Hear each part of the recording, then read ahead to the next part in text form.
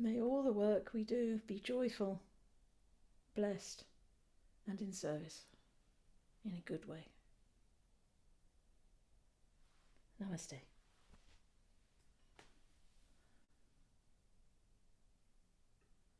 Take a moment with this silence.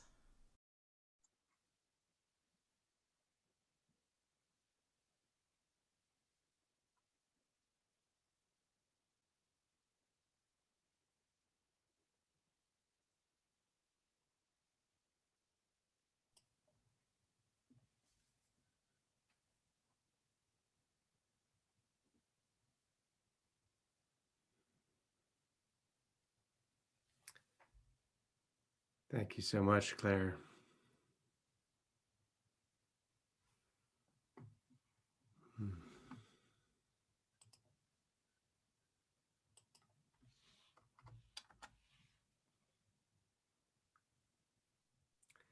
And welcome again, everyone, to our celebration of Earth Day, of the second anniversaries of climate change and consciousness, and the Now What global gathering and gift economy.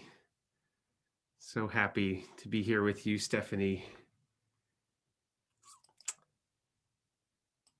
and for your amazing work to convene this conversation, this session, and the past 2 years and what went into that as well. I know it's much more than a 2-year journey for you, for me. So we're going to take a few minutes now to talk about the purpose of why we're here today, what our agenda will be, our special speakers. I want to invite you to take care of yourselves during this time. We're not going to have a break over the 2 hours that we'll be together. So please do what you need to take care of your own needs. And we will have a breakout process that will come around the beginning of the second hour, and some other interactive things towards the end of the session as well. You'll be listening to our 3 guest speakers for the good part of the first hour.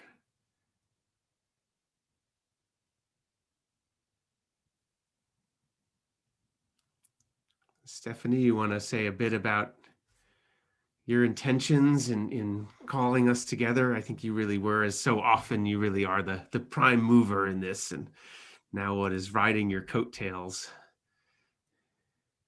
Thank you, Ben, and thank you for your trenchant perseverance in partnering with me in building community, the constellations that are called for at this time. This is a powerful day for me in honor of the second anniversary of climate change and consciousness. So much has been coming to me over these days approaching today, just as when my daughters have birthdays. I'm flooded in the days leading up to their birthdays by the memories of their birth, which, thank God, I was fully present to, having had them both at home. I remember with precise detail those moments of their emergence, and so I do also with climate change and consciousness. Every nuance is still with me, and Ben was there in those many preceding months, year, leading up to climate change and consciousness. And the being of climate change and consciousness is alive and emergent, representing the new iteration called for in these times. And what a joy that Ben agreed to partner with me in sharing with you my teachers, Mama Visolela, my Visi, my soul partner. So much I could say, but Visi will initiate the messages of the grandmothers. We must listen to the grandmothers. These are my teachers. Mama Visolela, Deborah Milton, through her exquisite rendering of the voice of the mother in her art, and Sue Lennox, my chaplain, my spiritual guide. So it is with incredible humility that I give you the voices of these godmothers to this movement, to this hope for the future of humanity, for our living earth. So over to Visi.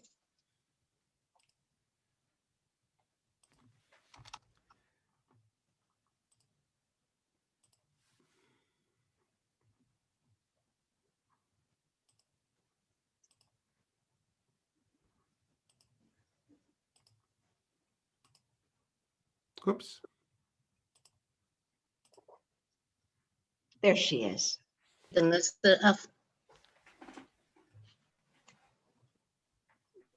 Is it my connection? Good evening, everybody. Hello, welcome. Can you hear me? Yes, we can.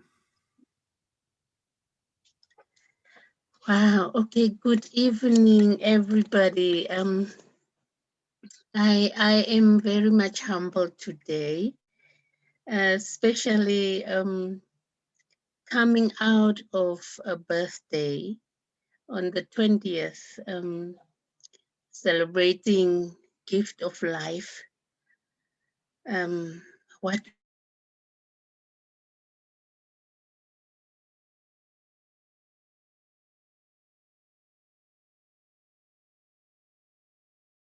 and again. So today I am privileged. That's what I thought. The connection becomes very unstable. Yeah. I really want to speak to the theme that we are given. But before I speak to that theme, I really want to go back into the climate consciousness issues and that conference. And then also at the same time, now what? And now what has been one of those pillars out there in the world, in the globe, has allowed me to hold on. Climate Consciousness Conference is one of the conferences that has provided me an opportunity to link myself to Mother Nature and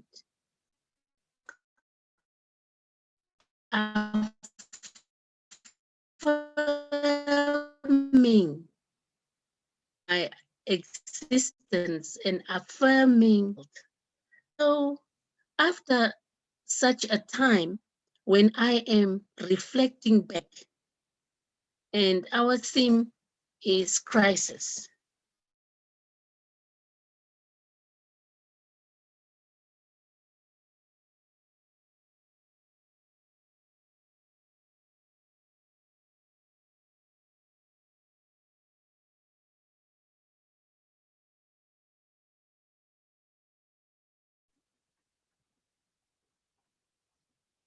So while we're struggling to get this reception from Visi, I want to point to the fact that this is very much the theme, actually, of crisis and courage and climate change and consciousness.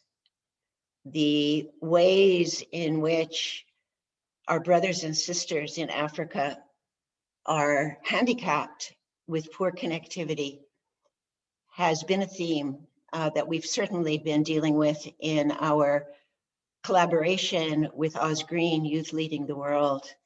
And it's really a reflection of what needs to shift, that our capacity to have the connectivity that those of us who are more privileged have quite easily needs to be shared.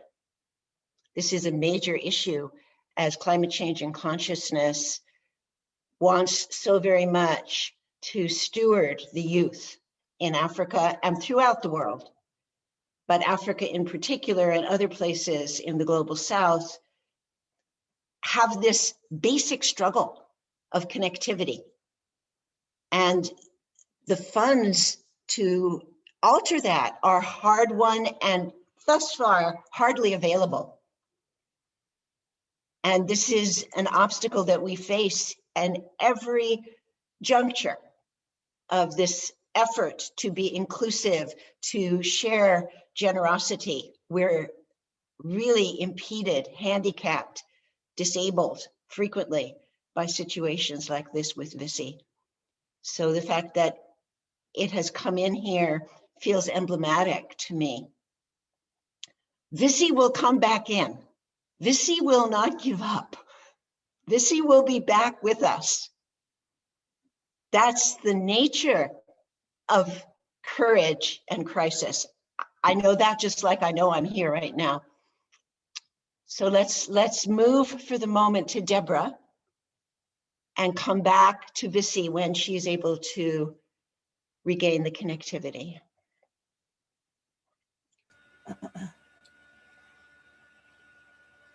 So I am unmuted.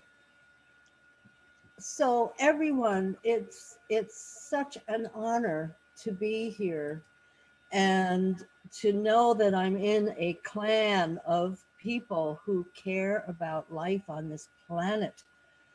And I prepared for you a PowerPoint, partly to help keep me on track and partly to share the importance of my art to you, the world.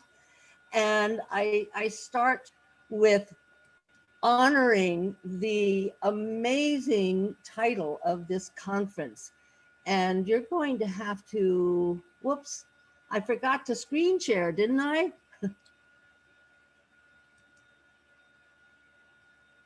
Ben, are you screen sharing for me or do? Oh, no, you're doing it. We're waiting, but you're not yet. There you go. I wondered why my face was big on the screen and I was thinking, this is awful. No. Oh, on the contrary, it was wonderful No. to see your face to begin with. This is just fine. So As it this should was be. my starting slide to say how grateful I am to be with this particular group of people who care about the world and how much I love the title of this celebration. Crisis is a good thing. Crisis is about shattering and fracturing the old way of being. And we are here with our courage to see the kernel of the new. And I love courage because courage does not exist without fear and doubt. They're two sides of the same coin. And I honor fear. I haven't always honored fear. It has stopped me in my tracks, but I have learned to make it a friend because it is a barometer that tells me I'm getting unstuck, that I'm taking a risk with my life. Fear keeps us, we don't want to feel it. We've been taught by our culture not to feel it.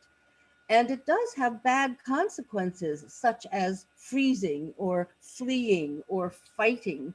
And those consequences diminish our awareness and our ability to respond with intelligence and wisdom to our circumstances. So I like to see fear as a barometer, and it's my friend. And that goes the same for doubt. Doubt is about uncertainty. And when we're uncertain, we're questioning. And when we're questioning, we're yearning or longing for something new, something that's more whole. But our culture has taught us that doubt and fear are weapons that they can use to keep us stuck in the old ways of being. And that's because we have lost our embodiment. We are no longer in touch with the body and its mind, the gut, the belly, the heart.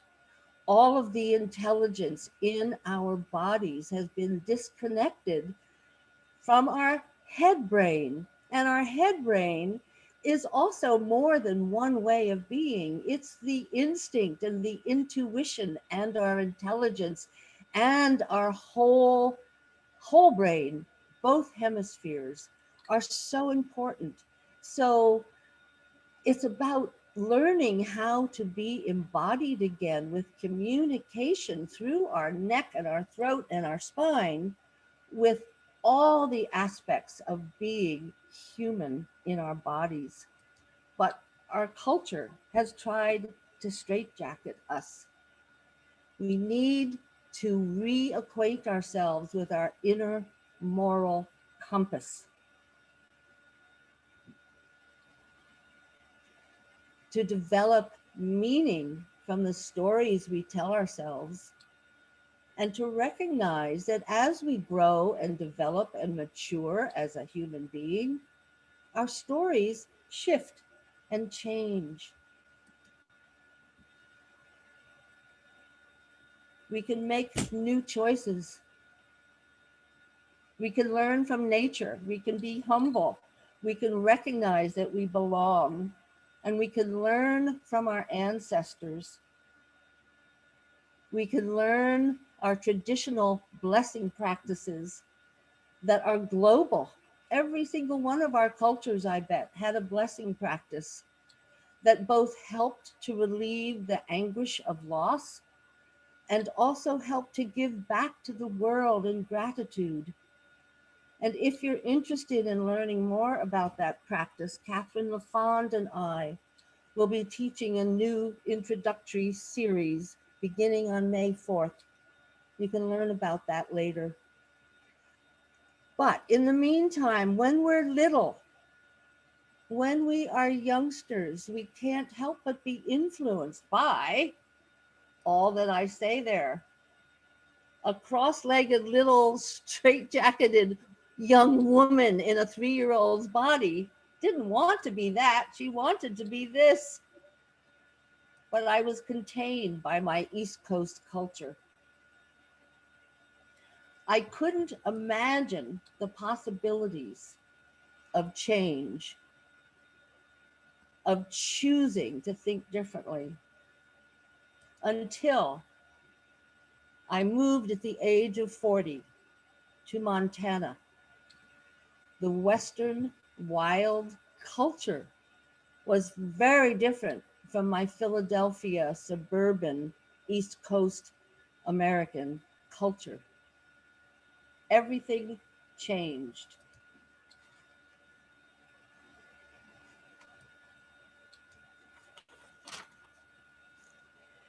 Being an only child, I was privileged to accompany both of my parents on their dying journeys.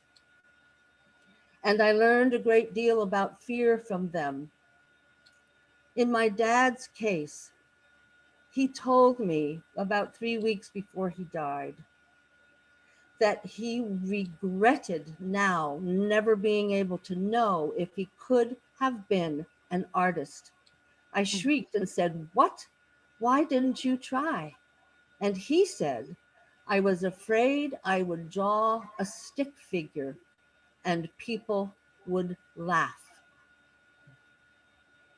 2 years later, my mom was dying. She was in a coma in the hospital. I'm sitting beside her bed. She suddenly sits bolt upright, opens her eyes, and with full articulation says, "Oh my goodness, I just had a dream. There were thousands of ants crawling through my underwear in my bureau drawer." Before I could ask what, she said, "Oh, they were all the little worries that kept me from living when I could have." And she slipped back into her coma. You can imagine that those two experiences committed me to not having the same regrets when I died. But I was happy in my psychotherapy practice. I had forgotten completely that I wanted to be an artist. But there came a time when, for the umpteenth time, I'm saying to a client, you must follow your belly's wisdom, no matter how hard the decision is. And I heard me saying that to myself and recognized I wasn't doing that. And I knew I had no integrity. I had lost my genuineness as a therapist, and I had to quit my practice, but I didn't know why. It took 2 whole more years to be sitting in on my colleague's watercolor session in a creative workshop we were co-facilitating in Glacier National Park for my memories to come flooding back. And I determined to be an artist. And I practiced and practiced, using that book on the right side, drawing on the right side of the brain. And then I took myself away for 2 months of solitude to learn from how to watercolor books. And I did it. At the same time, whoops, sorry about that. At the same time I was in solitude, I yearned for a grounded spiritual practice that would rob no particular indigenous tradition, but be a global practice. I had no idea if such a thing existed. But 2 or 3 weeks after I came out of solitude, this book fell into my hands. And I got to work with this anthropologist, Felicitas Goodman, before she died in 1995. I call it ecstatic wisdom postures. And it relies on our bodies to help us experience non-ordinary reality. It also is global. We don't work with a posture unless it's found in at least 3 other cultures around the globe. It's had a profound effect on me and has taught me a way to contribute to our evolution as a species, because I no longer see the world the way normal, modern, urbanized, domesticated humans do. The world for me is always both and, feet in the invisible realities. At the same time, I am totally present with the material world.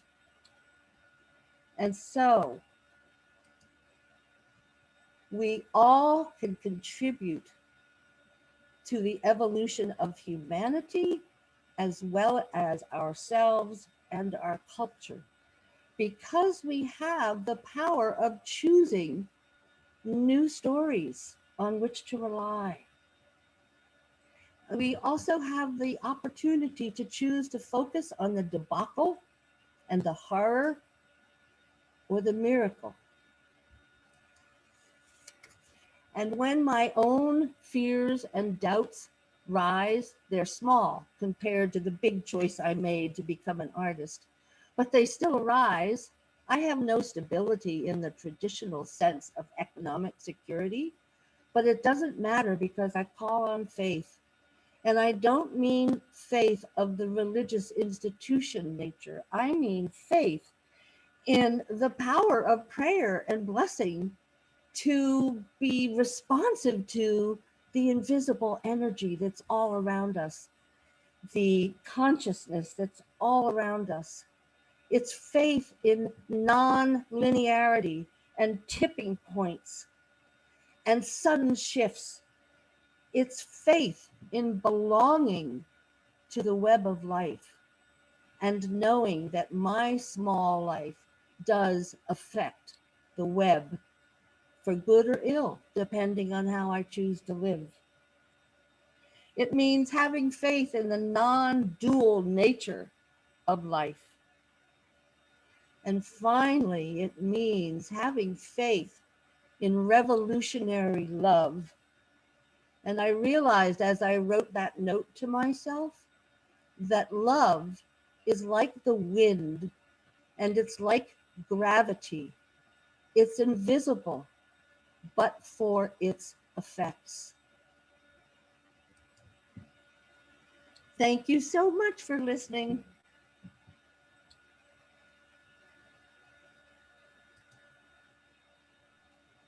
Thank you, Deborah, for so beautifully illustrating one of the fundamental principles of climate change and consciousness, the marriage between personal evolution and climate activism, and portraying that so magnificently in a Gaia-centered commitment to art and communication. And as predicted, The birthday woman, Mama Visolela, Just you.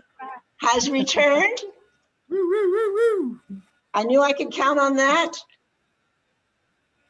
Welcome, birthday woman. Where is my cursor? Wow, yeah. Like usual, this side of the world, you have even connection crisis. Thank you, Deborah. I mean, what shall I say? You just go away into the art, you know. You just melt away into the art.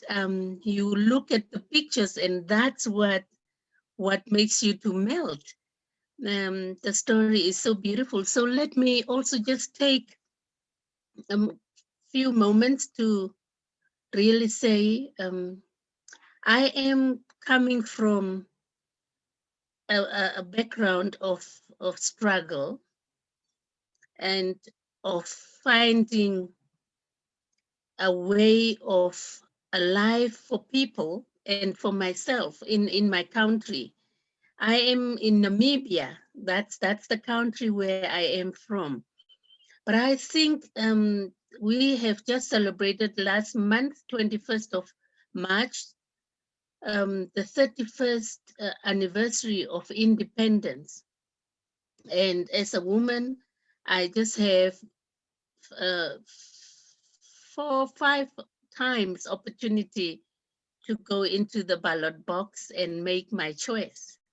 But it is a very hard one also at the moment. We have a democracy, but it's not really bringing the life of our people to their full potential. I'm swimming, that's why the art of Deborah is so beautiful. I'm swimming between poverty and trying to find a life for people on this side. But then there's poverty that I see on a daily basis through children who are malnourished, actually from birth, stunted children.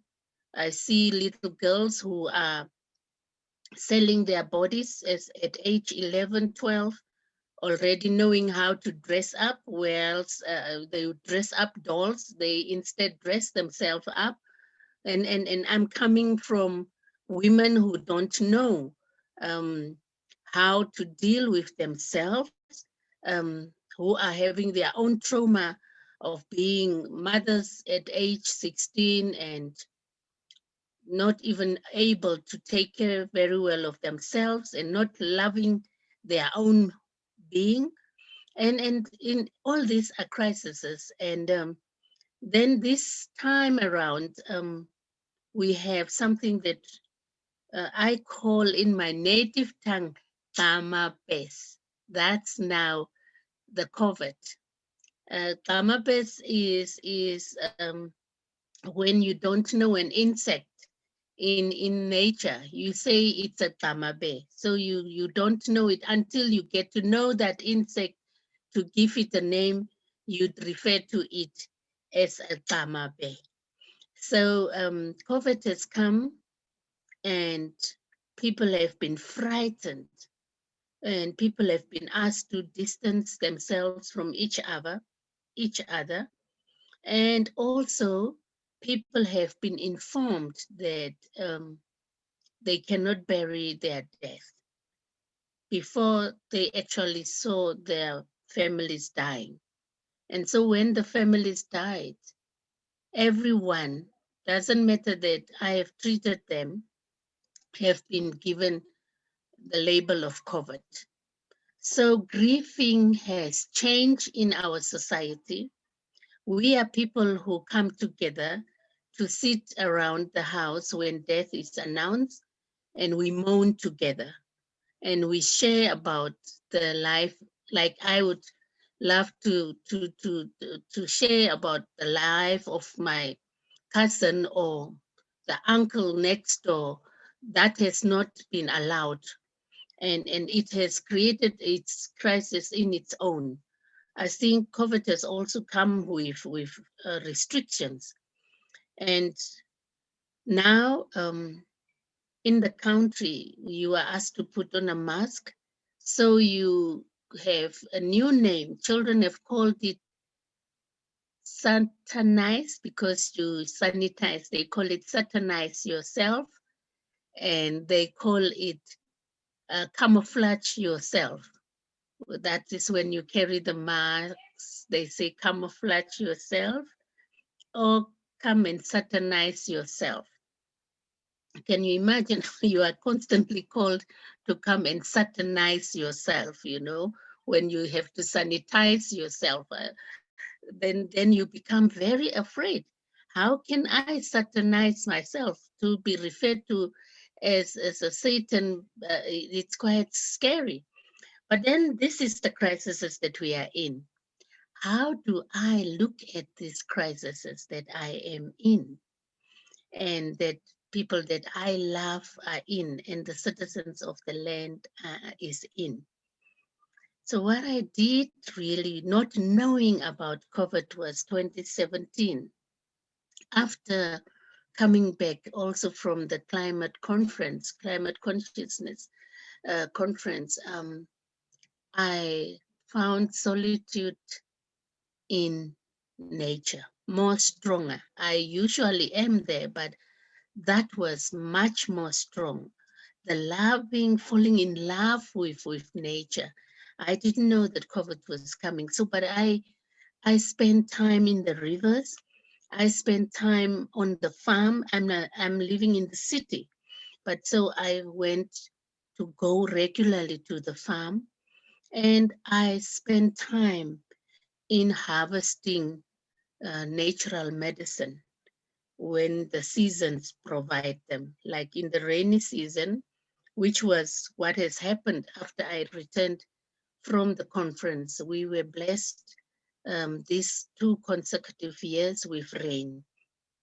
And so medicine has come back into my hands. And some of the you can eat, some is for treatment. And also what has happened is I was blessed with Sue's conference on meeting and doing some planting of trees and bringing the youth to this space. And then Robert bringing us to what now? As I said earlier on, it was these pillars that was holding me. And Stephanie's pillar of climate change, the pillar of what now, and then I had Sue bringing in the youth. And looking at the crises that were happening all over in the world and then also in our country, the medicine for me was then the nature. And that medicine was, I would go and tap from the nature and the garden that we are having, harvesting from there, whilst I was listening all over on what now, because I also know that this is the first time in my life that I had to do Zoom conferencing and all that. So that was also a panic for me, but embracing what I saw you doing. And so I came back. And when I was stepping from all this, I had to sow the seed back to some of the community women, because I couldn't stand alone in what was this crisis that was coming up. And then COVID was announced. So what I did was the food that we harvest, we shared with community. And I think a year ago, it was also my birthday, 20th of April. So that was the first food that we harvested that I had to give to as a birthday bash. I gifted communities vegetables and some dry food so that they could feel much lesser the pressure of the crisis that we were having.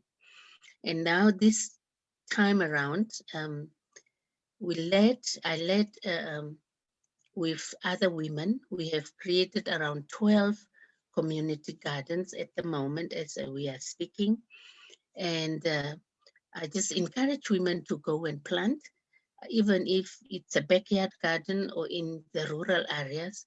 And so what has brought us to stand was to go and work in that one community where the woman has started the garden. We call it gathering. And in that gathering, we work in the garden from maybe the morning, the afternoon, we come sit down and share together about insects, organic gardening, permaculture, and then we share whatever food is there and we spend the night there. And spending the night there means to sit around the fire. We did that, and then we embrace the universe, looking at the stars that the women sometimes don't see anymore. And we share about the stories of the ancient people, their knowledge about the sky. And we happened to have one time when it was full moon. So it was beautiful to take a walk whilst the animals and the insects were quiet asleep. So we walk not to disturb them in the path that we have created. And then just 31st and 30th and 31st of March, there was one more of that gatherings with a woman who has been taught by communities that she must not do the garden, and she has done the garden. And so we came around 25 of us, and it was, the community was amazed seeing us there. The rivers were flowing, and so we had a beautiful opportunity to be in that river with the group. And then the community members were amazed, and instead of them being angry, they were joining us for lunchtime and for dinner. And so I think we have changed the mindset of that community. We are, because I thought, not focusing on that crisis, we have sent each other home to come back again on the 8th of May, this time to sell our produce and to make, we are making handcraft, and women they are doing it, but they find themselves very small, very little, and they cannot express. So I'm going to put tables. I call them, come and put up your table. The last gathering was called Get Your Hands in the Ground and Leave a Seed. Now we are saying, come sit up the table, set the table.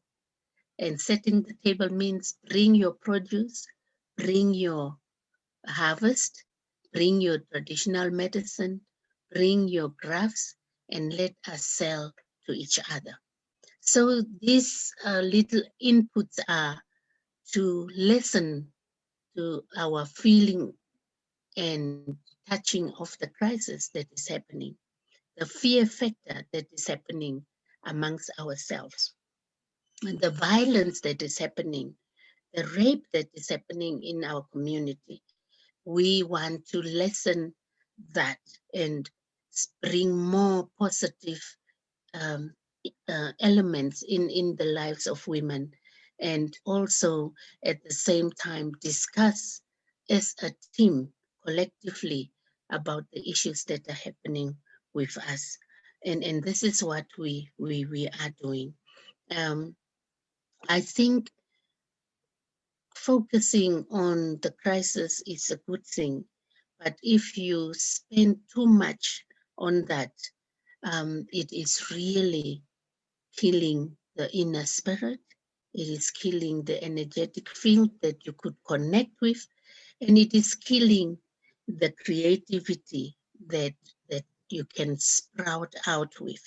So, so for me, dealing with crisis, one thing as I closed is the fear factor.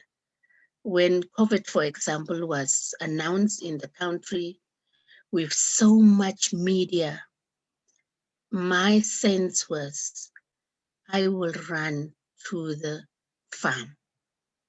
And my fear was relieved by being on the farm. And so what I did was that feeling of being safe in nature, I came and I took the children that I'm taking care of to the farm. So the lockdown moments, the lockdowns that we were experiencing is covered, and the medicine was nature. And I have learned that I will encourage our people to constantly find refuge in the beautiful dunes that we are having and the beautiful nature that we are having. And that would make me create camps. So I'm going to do camps. And the first camp we did was last week with children. I took them to the very place where the women were gathering on the 30th and 31st of March. And I was just looking at how they react.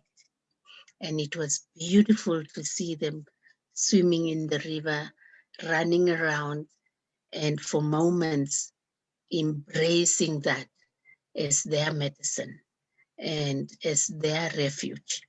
Because to build the immune system, to build the strength and the love, I think there needs to be medicine that is only prescribed by Mother Nature. And that is how we need to deal with the crisis that we are experiencing, so that that can heal us, not even whilst we are away. We find the healing. And you come back and you, like, somebody says, how are you? And you, I'm fine, I'm beautiful. And then the person says, I can see. And so you say, wow, that's what nature has done to me. And I wanted to give it to other women in my country. And so I'm strengthening the women, the gardeners, I call them, so that as gardeners, they can not only do the garden and plant and harvest, but they can harvest beauty out there and plant that seed out there. And I want to bow down to what you have ignited in my creative mind, Steffi, and Sue and Ben. And now Deborah has added the colored pictures to it. So thank you. Well, I think you can see why these are my teachers. And I want you to know that Visi has been serving her community and her people since she herself was a teenager. And I want to come back to that later after Sue speaks. Since she was a teenager, Visi has found the resources for Namibia. She's known as the Rosa Luxemburg of Namibia. And she's ceaseless in this. And she has also illustrated another primary principle of climate change and consciousness that was given to me in that guidance, was to instill in each person an intimate love affair with the natural world. And that's what Visi has described to us here. Thank you, Visi. And now my third teacher, these women infuse me with the faith that allows me to continue. And Sue Lennox is become the teacher of my soul. Truly.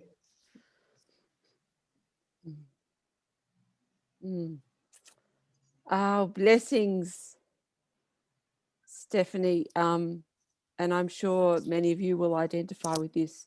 You know, in the last 12 months, as I've come to know some of the beautiful people in the CCC family, even though we have never met face to face in person, although we do dream sometimes of washing up together, Stephanie, have just become the best of friends. And I'm so grateful to connect with you, Stephanie, and Michelle, and Lisa, and Joy, and Jennifer, and Mama Visolela, and so many beautiful people throughout the network. It's such a precious gift to me. And I'd like to just begin by explaining that it's about 40 degrees Fahrenheit here where I'm sitting at present. Hence, that's why I'm very wrapped up. We have a bit of a Antarctic blast going. You'll notice Joy sitting there wrapped up as well. And and I'd also like to acknowledge that I'm sitting here on Gumbaynggirr country, and give my love and respect and honour to the elders and the wise ones that have travelled before me, that travel with me now, and that are yet to be born. And to acknowledge that this country was stolen from the Aboriginal people of Australia, who have been here living in heaven, to use the words of Uncle Cecil, for hundreds of thousands or 100,000 years, and have lived in hell for the last 250 years since the UK decided to occupy this country. So that will be my opening comments. I'm going to have a go at screen sharing and see how we go. I need to do the put it over. Here we go.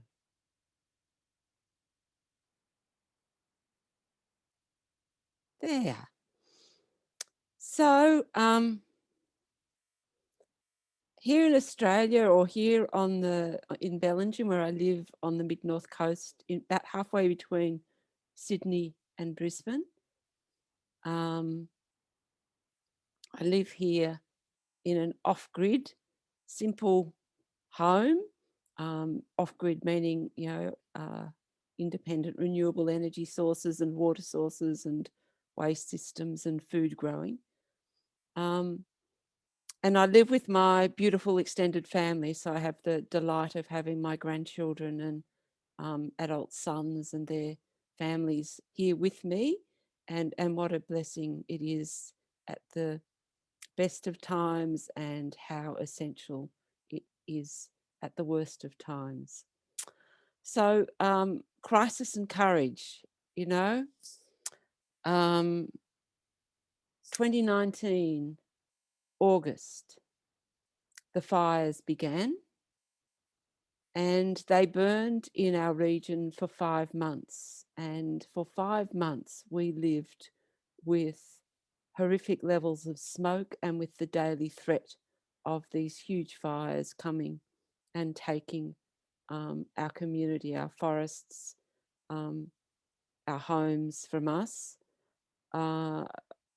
We saw the ancient Gondwana forests of this region burn.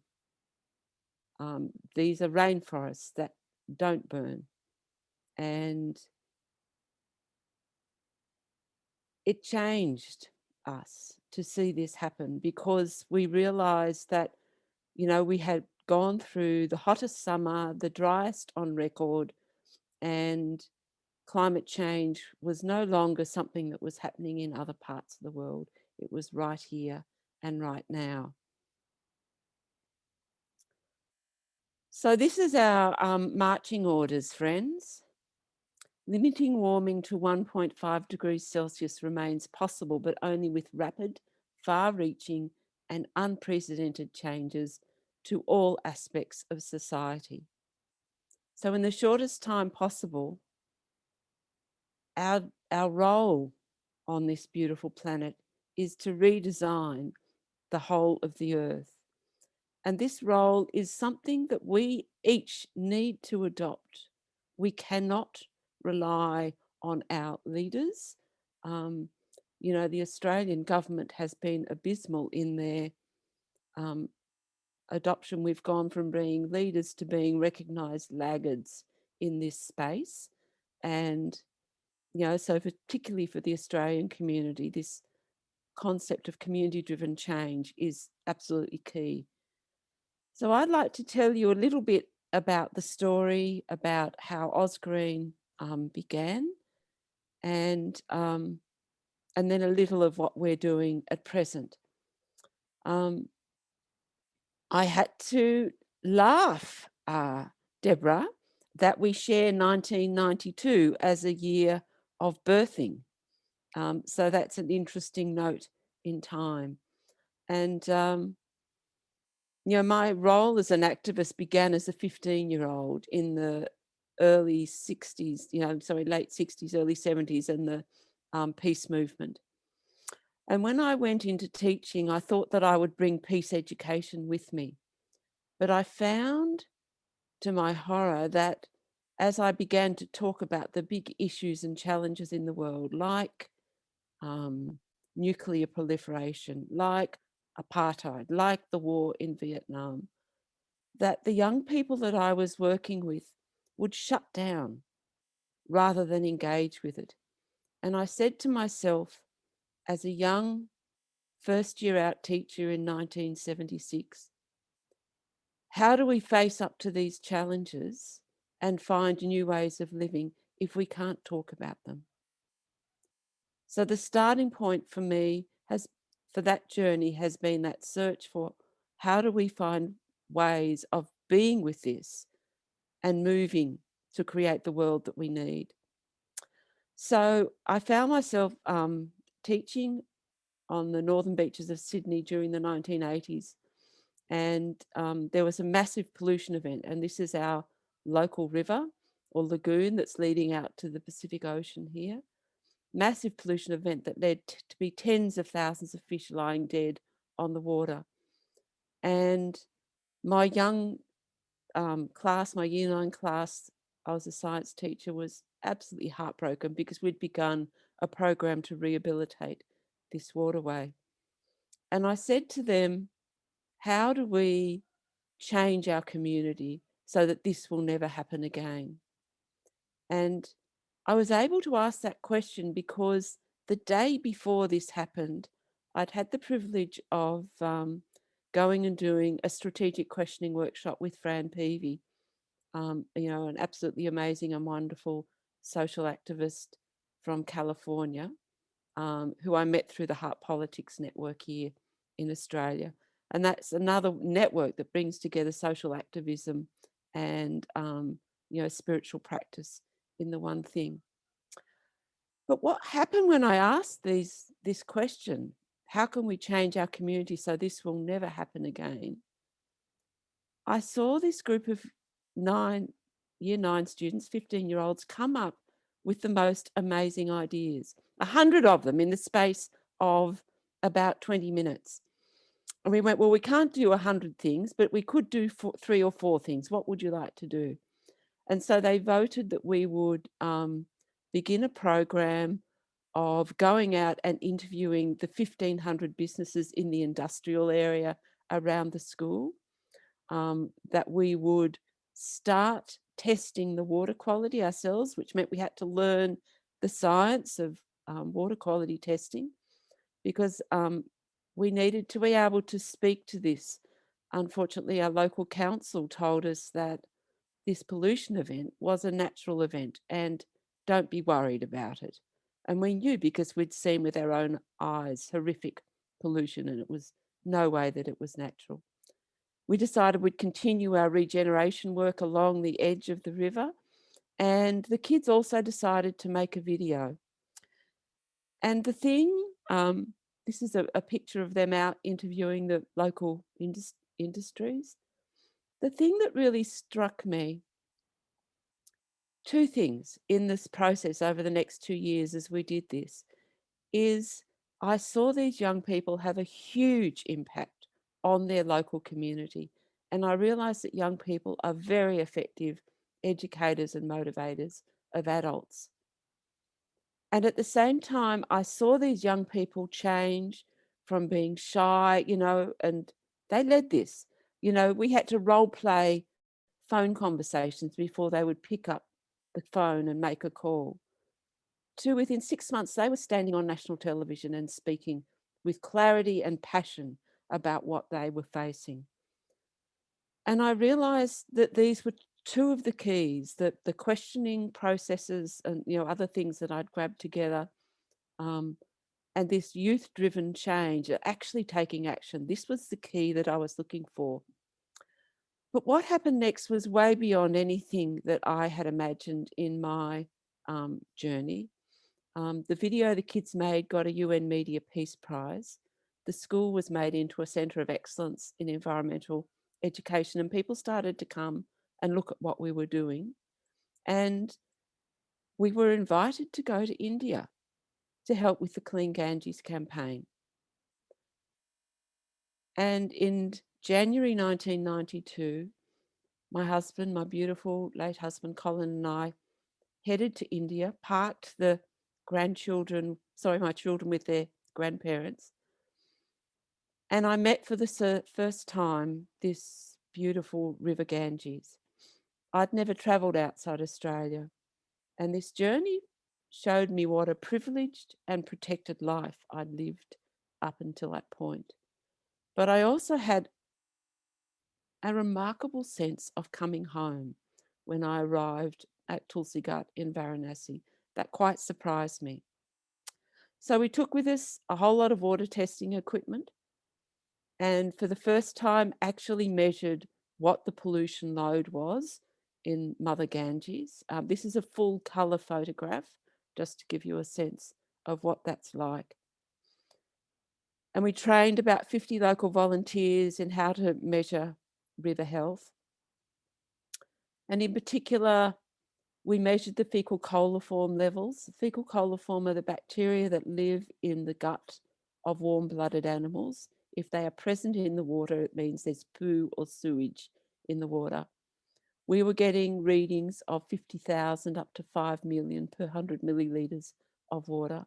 And just to give you a sense, the Australian standard is 0 for drinking, less than 150 for swimming, and less than 1,000 for boating. And the presence of those bacteria in the water means that there is cholera, typhoid, dysentery, giardia, hepatitis, and every single known major waterborne disease is present. And I was seeing children go down and drink from the river. I was seeing people go down and pray with the river. And that experience broke my heart. I was talking to Stephanie last week. I had to grow very quickly. It's like my safe operating zone was like this, and I had to stretch.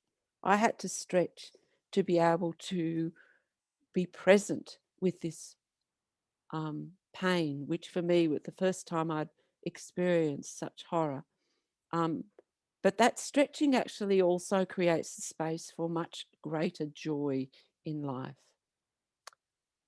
And Colin and I said to ourselves, how do we live with this? What does it mean? And we made a commitment. This was the day that we were leaving to return to Australia. We made a commitment that we would be with this river and be with this community for the rest of our lives without really knowing what that meant. And we got back to Australia and we struggled with that question. And we decided that there were lots of great science teachers in the world, but there weren't a lot of people doing what we were doing. And so we decided that we'd actually leave our work as teachers, sell our home, and move our young family into Cole's mum's house, and set up Osgreen, working out of her garage. So that was 1993 that we began, although I actually feel like 1992 was the beginning point of Osgreen, because certainly we were born on the banks of River Ganges in January 92. And there are three things that we are committed to here with Osgreen. One is that we're informed. So, you know, having those tough conversations, facing up to the science, having our feet firmly on the ground so we understand where we are. And we know these global challenges, but we also know how to live within the limits of one planet. That we're all involved, that we can innovate ourselves, knowing that the people who live in a region are the ones that are best equipped to know how to go forward. And we know how to live in harmony with each other and the earth. And we're connected locally and globally with other change makers. So since that humble beginning, you know, we've worked globally in over 1,600 communities and working with young people, but also working, you know, with people from corporations and people in village communities all over. And the effect for me has been to have a great trust now in the process that we've been involved in. We've got some great recognition over that time as well. But in about 15 years ago, I was becoming increasingly concerned about the threats that we faced on Earth. And I went, look, you know, what we're doing is great, but it's not happening fast enough. We need to do something different. And so we decided that we would shift our focus now to training local people to run our Youth Leading the World initiative in their own region. And we trialled it in 2 places simultaneously just to see how it worked, and found there was absolutely no difference between what we did and what the people that we'd trained did. And so that was an exciting outcome for us. And since then, we've trained over 1,000 facilitators around the world, have about 26,000 youth involved from 100 regions.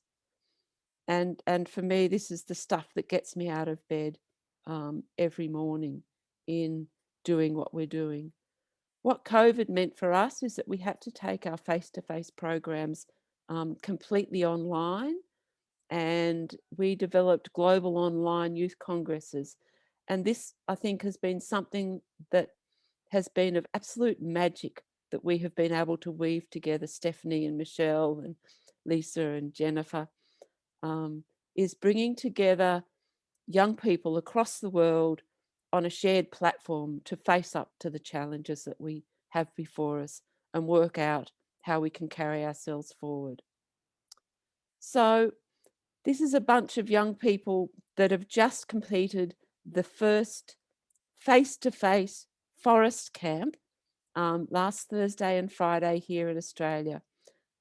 Very fortunately in Australia, we have no community transmission of COVID, and we've been able to open up and actually start doing things together face to face again, and, you know, treasure this opportunity. But these young people, you might go, oh, they're young, they're only 13 or 14. They have been activists since they were 10.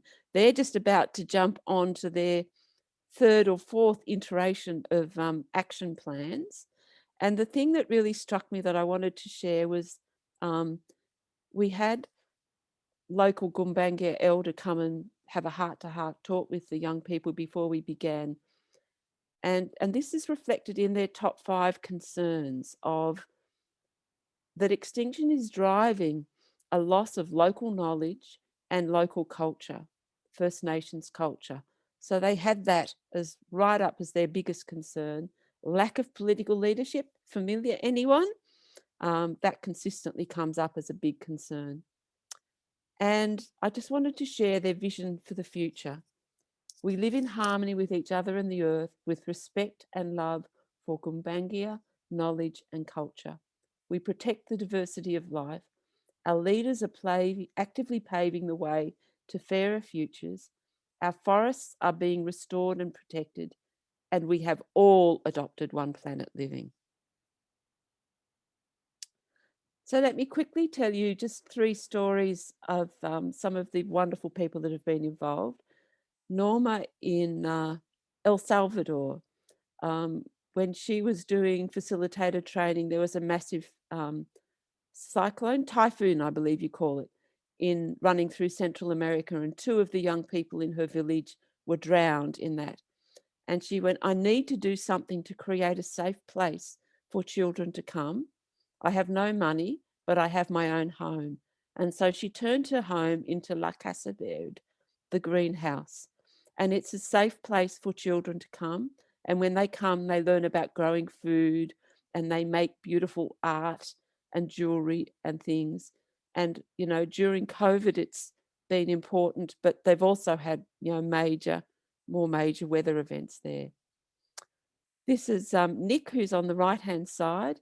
Nick's biggest concern was youth apathy about poverty. He decided he would organise a whole program of activities that he called Making Poverty History, and another campaign he called Live Below the Line. Significantly, he shifted from kind of cruising at school to really wanting to get out there and do stuff, and got very actively involved as a change leader as a young person. When he finished uni, he applied for a job as change.org, and at the age of 25 was vice president of change.org, and now living in the US running that campaign. So I always tell young people, you don't have to wait till you get old to do this kind of stuff.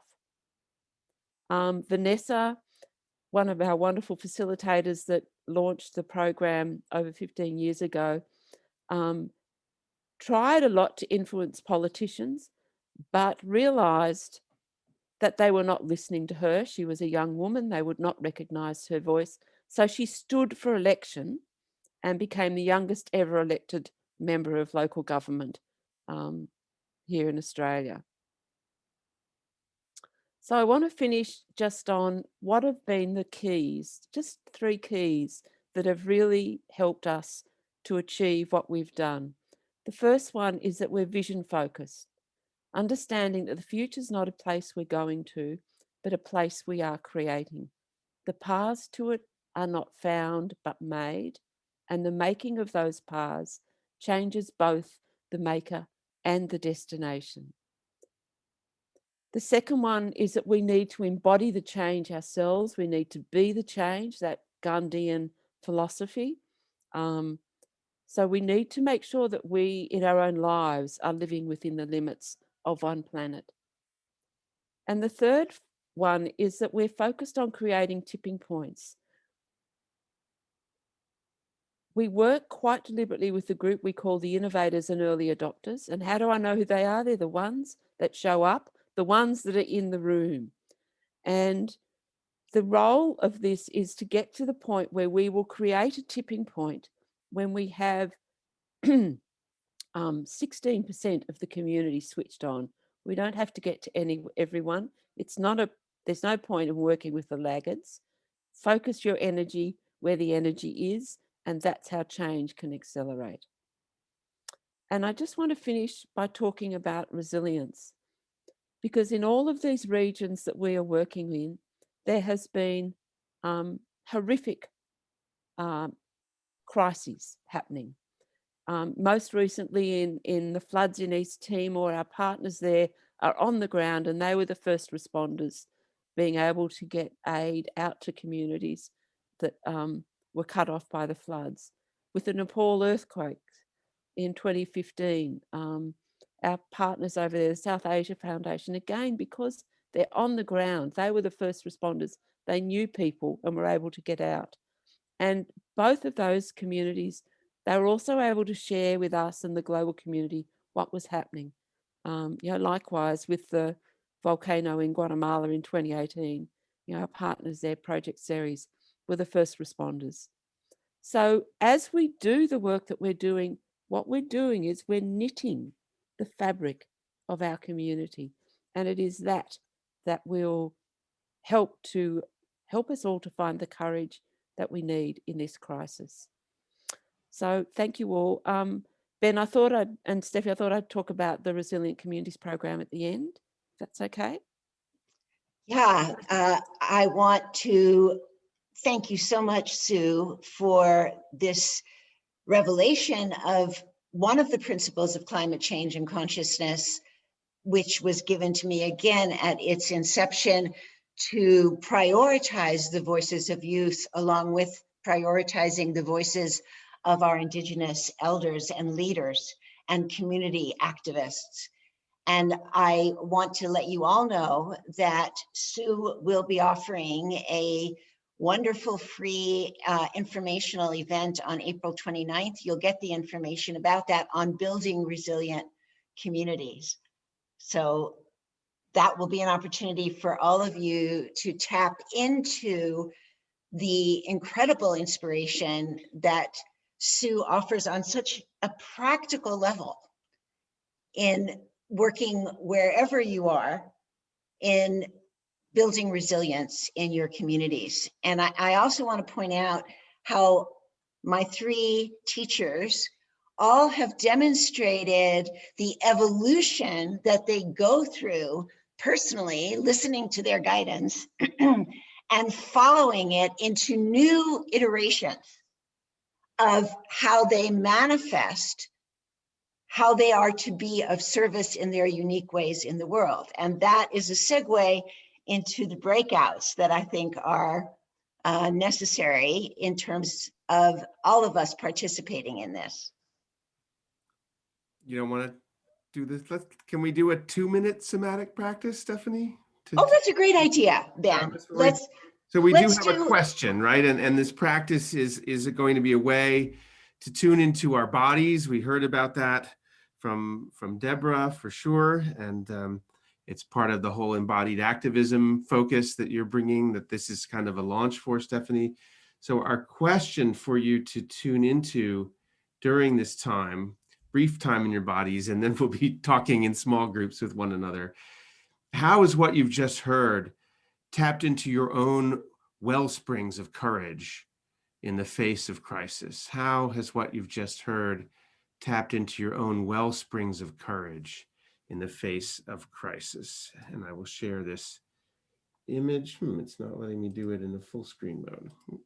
Go ahead, Stephanie, and frame things. I'll have the screen. Yeah, well, I want to go back to a word that you used, a phrase you used, Ben. When you introduced me, you referred to me as the prime mover. And that's the exercise that we're going to do. It was a great reference, actually. So this area of the body, which is right on the medial aspect of the knee, and I want to emphasize that this is a field, so it's a 4-inch field. So what I want you to do is, if you're seated, place your hands, as this young woman is, on these sites. You can also place the palms of your hands there. And if you're in standing, if you prefer to be in standing, you can visualize this area. And whether you're touching it or visualizing it, let's take a moment in silence with our feet firmly planted and our breath deepening into our bellies, and connect with this area. It is known as the prime mover. So this area of the body is the ignition field for your next step, your courageous next step. So let's just feel into that area.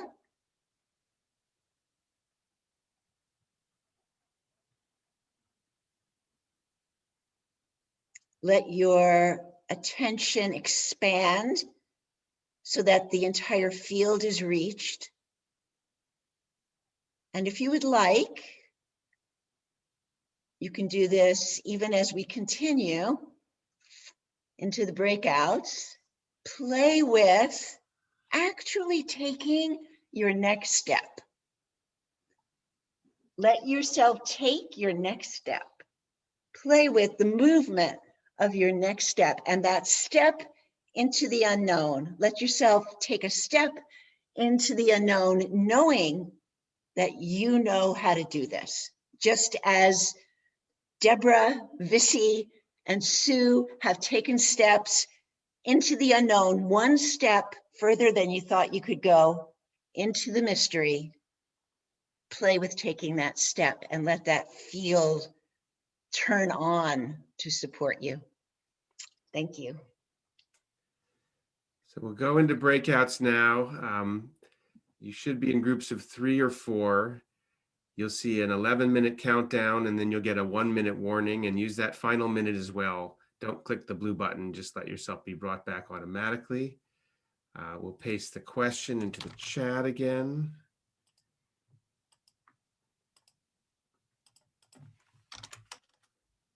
And we'll see you back here in 12 minutes.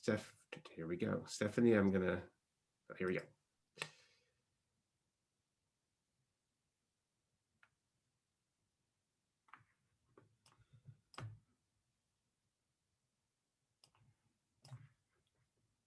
It's to hear some voices. And in part of our planning for this, Stephanie and I used this wonderful tool, the GroupWorks deck, and this card came up. We selected it at random, or the cosmos guided us to it. Value the margins, which is appropriate to Earth Day as well, because it talks about ecosystems and the edges of ecosystems, the margins being the place where there's so much life and evolution. So in that spirit, what we want to do here is really make space for a few voices from the margins. If you're a person who doesn't usually speak in these moments, we want to hear your voice. If you're somebody who always speaks in these moments, the invitation is for you to step back.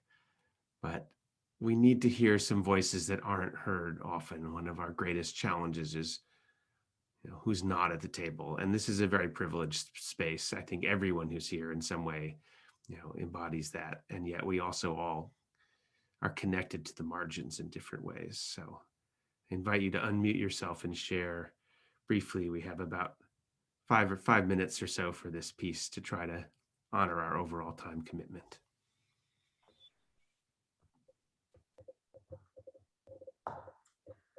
I'd like to share, if I may. It was wonderfully inspiring to hear our 3 speakers tonight for me, because I have a vision, and I can be fearful about taking the next step. And it was really wonderful to hear, and very inspiring.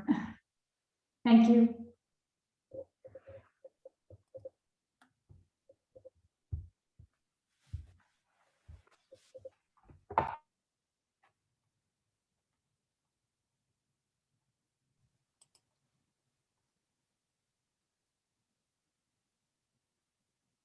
Voices from the margins, please.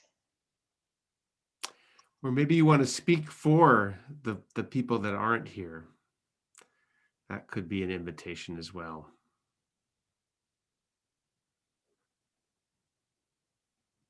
Or perhaps the more than human world, this being Earth Day.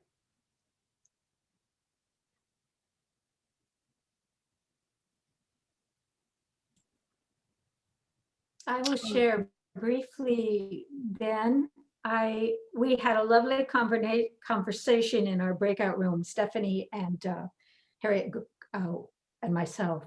And one of our conversations was about the fact that we need the microbiome, we need the bacteria and the bugs and grubs, because they keep us alive. And at some point, when it is our turn to leave, we keep them alive. And so we were discussing being part of the food chain and part of the web of life, and not to forget that part, and to make ourselves available in the highest and best way we can.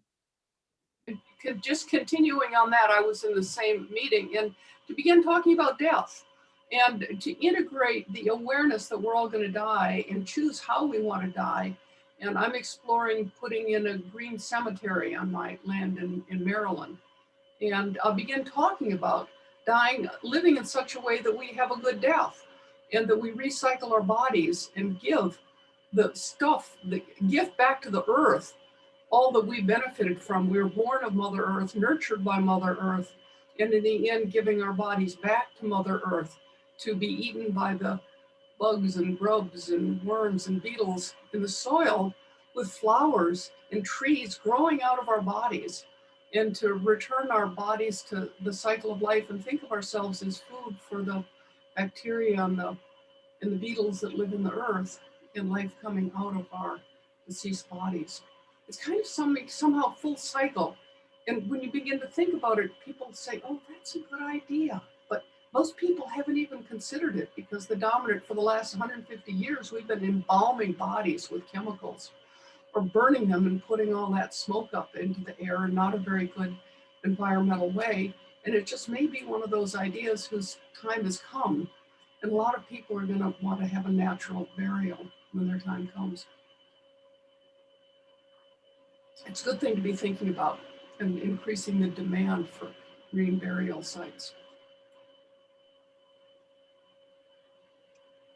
Yeah, it was fun to talk about it, and find that we're thinking of ourselves as being the food for the next generation of living Earth. And I'd like to add, yes, absolutely to that, because we have to have death in order to be alive, because the two are the backside of the same coin, as was used before as a phrase. And to be blocking death out, we're actually blocking life out.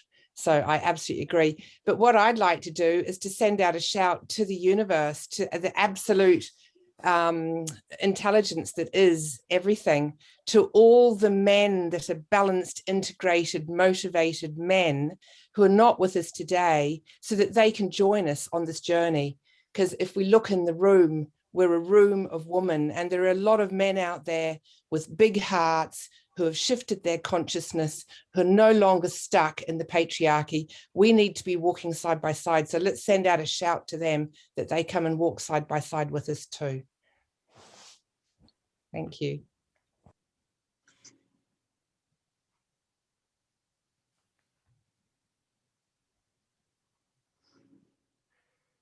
So maybe let's shift to a little bit of conversation between you and me, Stephanie. We're moving towards our conclusion here. We'll have a little bit about what's next and some invitations for where to go from here, or a way to continue in the mode of celebrating.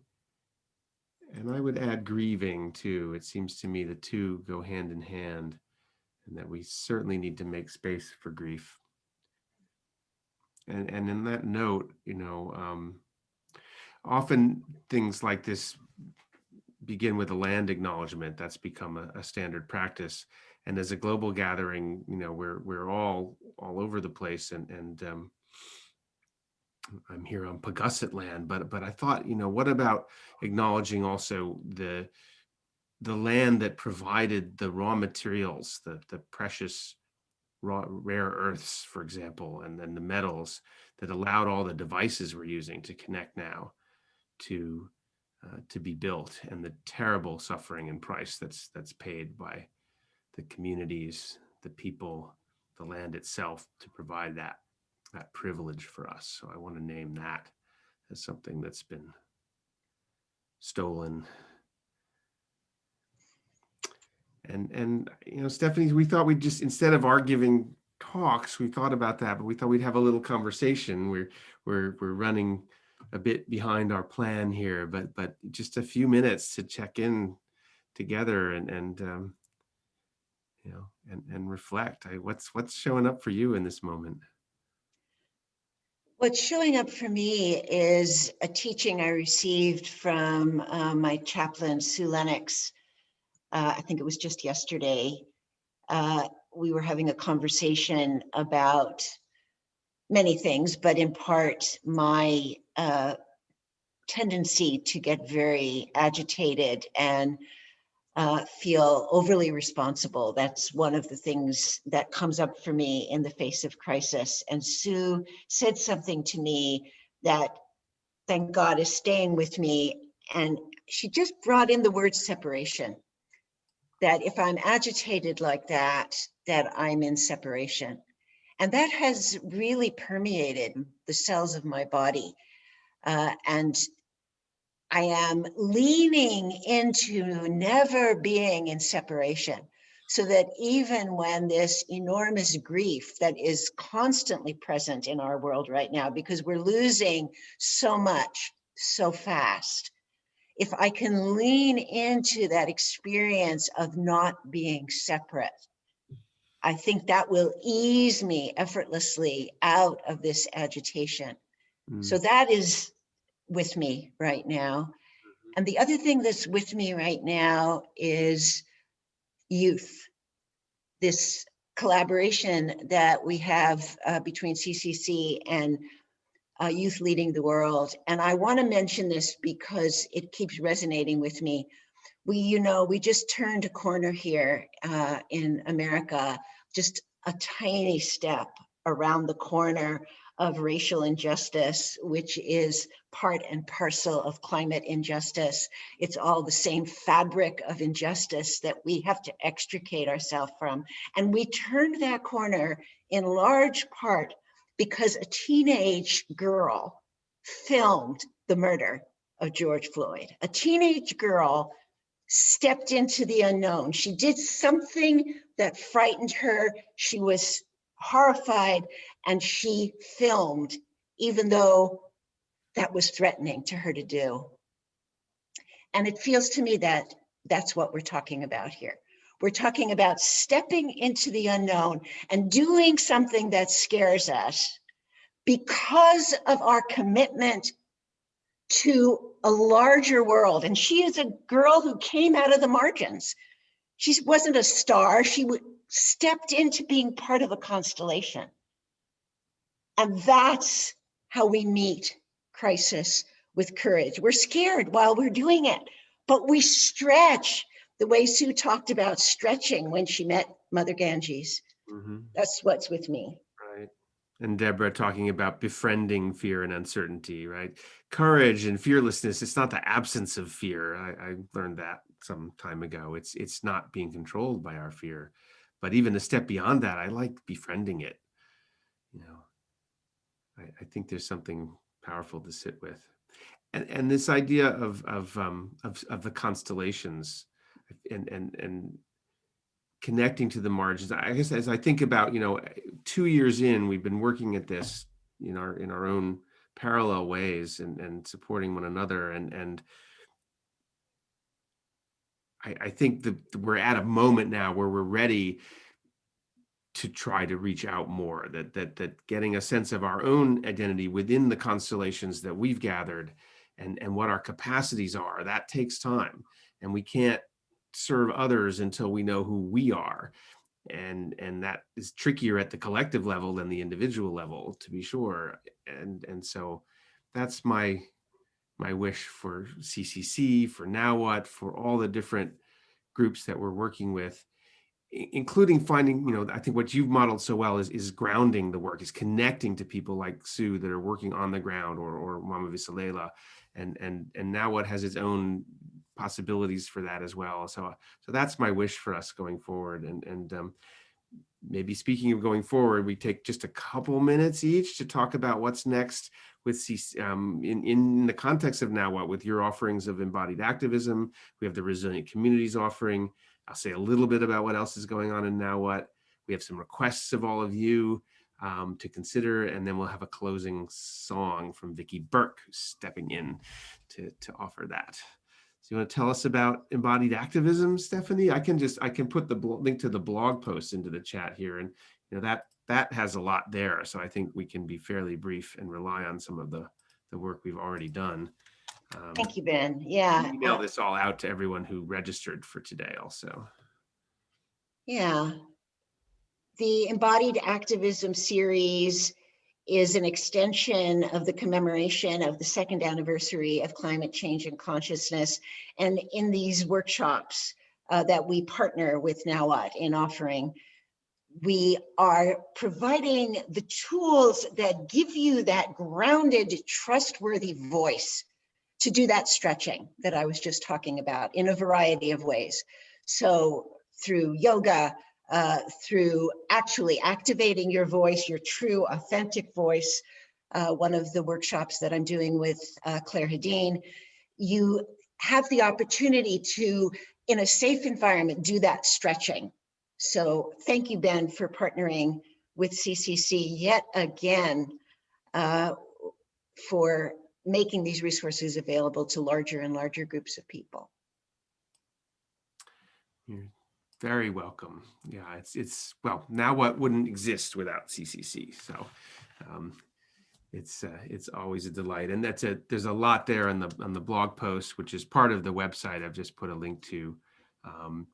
I felt called at some point to just share this image too of the Now What network map to give you a sense of what's happening here and what's been happening for 2 years. And this is only these are only some of the people that have showed up and some of the connections that exist between them. The orange are people saying they want to connect, by the way. So there's lots of that. And we can look at just who's indicated that they're planning to be here now and want to be on the map. I think we're up close to 90 people. We'll be sending out a little notice to ask people to add themselves there as well. But that image, I think, helps to get a sense of what's some of the energy here, even though you go to individual spots and it's maybe just a few people showing up for the regular cafes or parties. Your sessions tend to be better attended.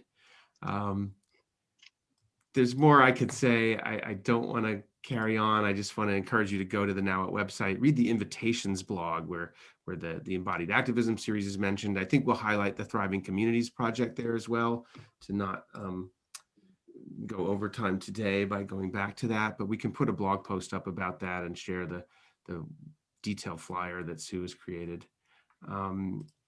Yeah, so we have two other little requests here. One is one of the activities we were going to do, but couldn't quite fit in the end, was to use Google Jamboard, which is a kind of a fun, simple tool for putting little Post-its up and images and things to create an artifact of celebration and grieving on this Earth Day and these second anniversaries. So there's the link to it, and we can email it out to people that registered as well. And just over the next, few hours or days or over the weekend, wander over there and maybe add some things. I think it actually will work better if people have some time. So that's one invitation. And then the second invitations are to offer some financial support. Now What operates as a gift economy, and we do take in money and distribute it back out among all the different people who've done the work to create this, including partners like CCC. And so this is the link to contribute to Now What. There are a number of different options there. It's all managed transparently on the Open Collective platform. Well, I have to say there's some accounting there that's a little not quite up to date, but it will be. And CCC, can we put, I'll go to cccearth.org, and is that enough to get people to the donate page or button? Is that on the main page, Stephanie? Yeah, that'll be perfect. Okay. So we encourage you also to offer financial support there to really help us launch into the next 2 years or so. I was going to say 10, but I think we need to make some giant leaps in the next 2, and hopefully it'll be we'll be celebrating a lot of progress for Mother Earth 2 years from now. That's my wish. What else? I think maybe we're ready to turn it back over to Vicki to take us out with some song. Do you have a last word, Stephanie, for us? I just want to remind people of that somatic exercise to play with envisioning that sacred site number 1 right there in the medial knee area and touching it perhaps with the palm of your hand and taking that next step as a movement, as a dance in your own space, in your own time, to really allow the connective tissue in your body to carry you into the next place where you meet crisis with courage, your own brand of it, your own unique form of it. And I have absolute faith that each one of us has a unique contribution to make, and we need all of it. I think of Hydra, the largest constellation. This is a time of constellations. Over to the beautiful harp and voice of Vicki Burke. Thank you. It's such an honor to be playing you out. But can I just say that I'm having to step up a little here because I didn't know I was doing this until I arrived. 2 hours ago, so I haven't had I haven't had a sound check or anything. Can I just like do a little? Oh, that sounds great. Does that sound good? Okay. And as soon as I arrived and you said, Ben, do you want to sing some? A song came to my mind, but I literally haven't played it for a year. So it was the only one that I could imagine doing. So bear with me. It might be rough around the edges, but let's just go for it. And it's called Faith. So, and it was written sort of during the Extinction Rebellion work that I was doing. Can you believe that was 2 years ago? Thank you.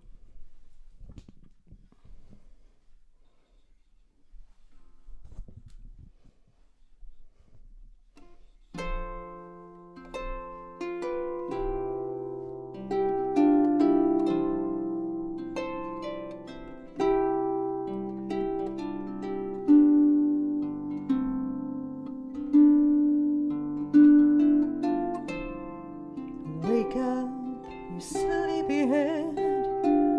Open your eyes, see the way ahead. I know you're feeling warm and safe,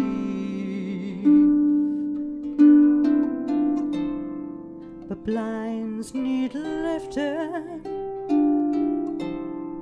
and minds need shifting, and our only guide is our faith.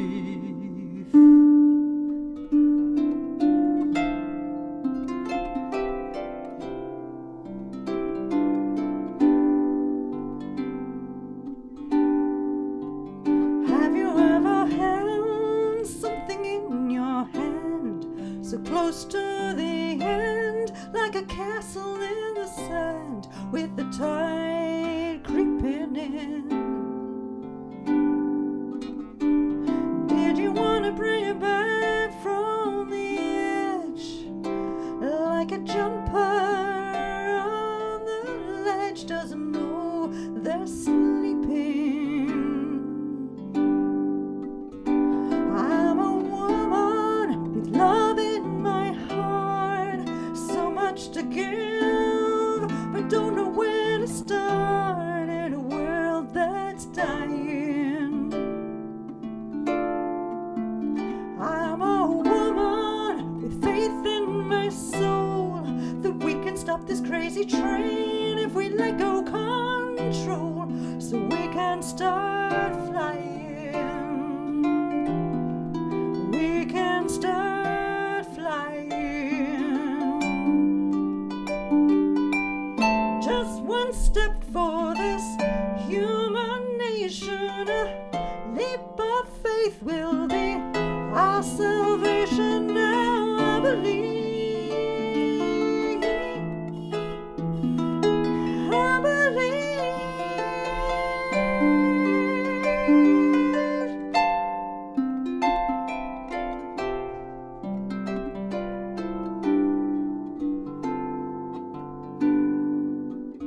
Have you ever held someone in your heart, so deep in your soul you couldn't bear to part, but you feel the tide coming in? Did you want to bring yourself back from the brink?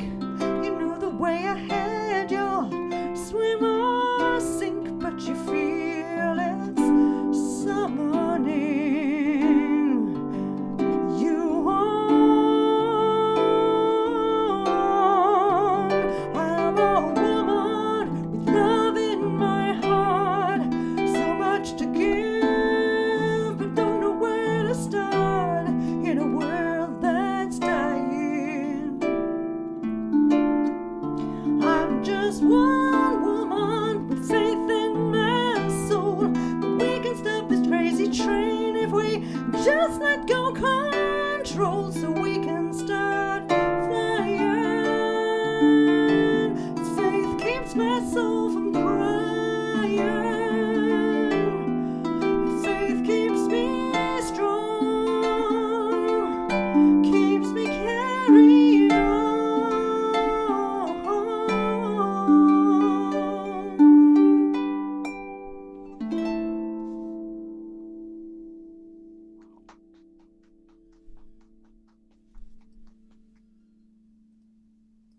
Thank you. Couldn't have been more perfect if we had planned it. Thank you, everyone.